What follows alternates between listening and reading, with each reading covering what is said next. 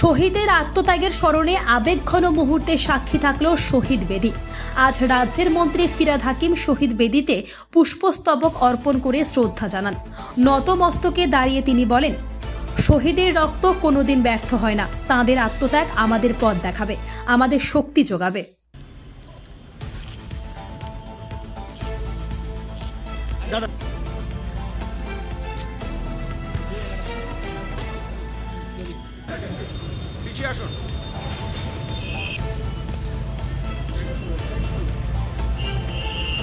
আজকে মহাত্মা গান্ধীর মৃত্যুদিনে আজকে সমস্ত শহীদদের আমরা শ্রদ্ধা জানাই এবং প্রত্যেক বছর এই দিনে আমরা অঙ্গীকার করি যে তোমাদের ত্যাগ, তোমাদের রক্ত হবে না ব্যর্থ।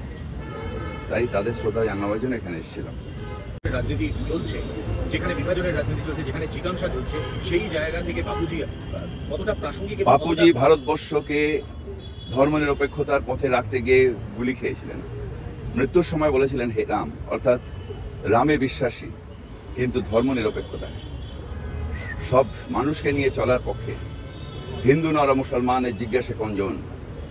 সেই বাপুজি সেই নেতৃত্ব দিয়েছেন গান্ধীজি, যেখানে হিন্দু মুসলমান কিছু না, তাদের একমাত্র পরিচয় হচ্ছে ভারতবাসী, এবং সেটাই ভারতের হওয়া উচিত।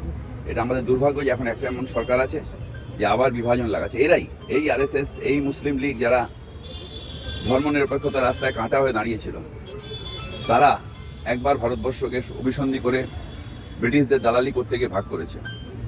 আমরা রক্ত দিয়েও আর যদি কোনোদিন অভিসন্ধি হয় তাদেরকে রুখবো।